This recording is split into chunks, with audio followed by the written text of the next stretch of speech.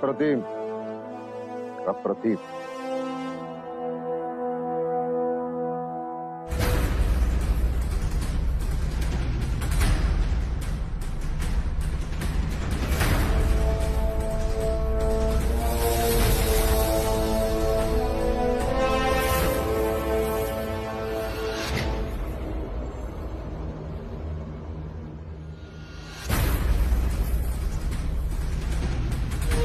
बहादुर, तीर चलाओ।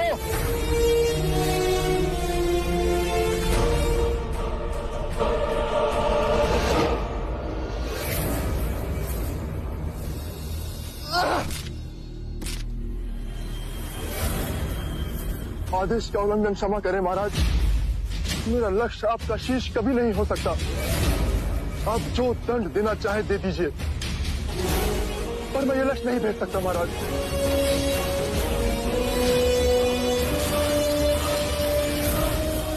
कोई है कोई योद्धा जो इस मुकुट को अपना लक्ष्य बना सके?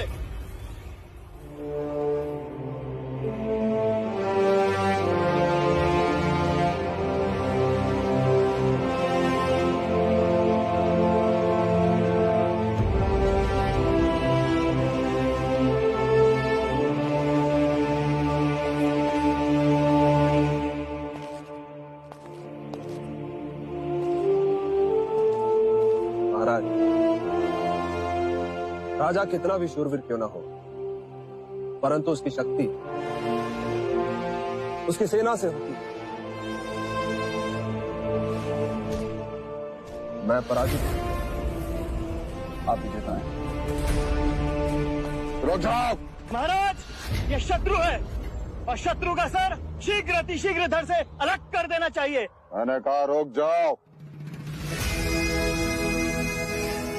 याद है कुछ समय पहले मेरे सर पर तलवार रखकर तुमने क्या कहा था? कि मेरे पैर छूकर प्रणाम कर और अपने प्राणों की भिक्षा मांग। यदि मैं चाहूं तो इसी समय तुम्हारा शिरच्छेद कर दूं, परंतु युद्ध में विजय प्राप्त करने का श्रेय जिसके सर पर है, मैं चाहता हूं कि इसका निर्णय भी वहीं ले। तो बस क्या चाहते हो तुम?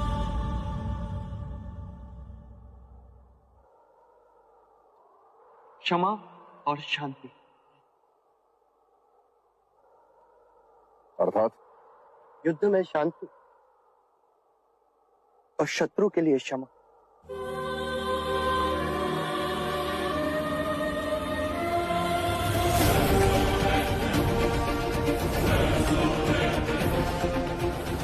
उठो प्रसन्न। हम शाक्य शूरवीरों का सम्मान करना जानते हैं। तुम्हारे पिता महाकौशल एक महान योद्धा, उन्हीं का मान रखते हुए मैं तुम्हें जीवन दान देता हूँ। महाराज, ये युद्ध नीति के विरुद्ध है। या शत्रु का सर काट दिया जाए या उसे बंदी बना दिया जाए। महाराज, इस पर कैसे विश्वास किया जाए? ये दोबारा आक्रमण नहीं करेगा। ये समय चर्चाओं का नहीं है। अब जो भी चर्चा होगी संघ सभा में होगी। हमारी कुछ शर्तें हैं प्रसन्नजीत। कहिए। युद्ध में हुआ सारा खर्चा तुम हमें दोगे और साथ साथ ये वचन भी हम पर कभी आक्रमण नहीं करोगे। मैं वचनबद्ध हूं महाराज शुद्धोधन। क्या इस संधि के नाम पर मैं आपसे कुछ भेंट ले सकता हूँ राजा प्रसन्नजीत? प्राण और स्वाभिमान के सिवा कुछ भी मांग सकते हैं। वो सारे शस्त्र जो आप अपने साथ लाए, वो शस्त्र जो प्राण लेते अब और प्राण ना ले सकते। क्या करोगे उन शस्त्रों से? उन्हें पिघलाकर सीमाओं पर उन पर संदेश लिखूं। युद्ध से युद्ध का अंत नहीं होता, मनुष्यता का अंत होता है। शांति से स्नेह बढ़ता है।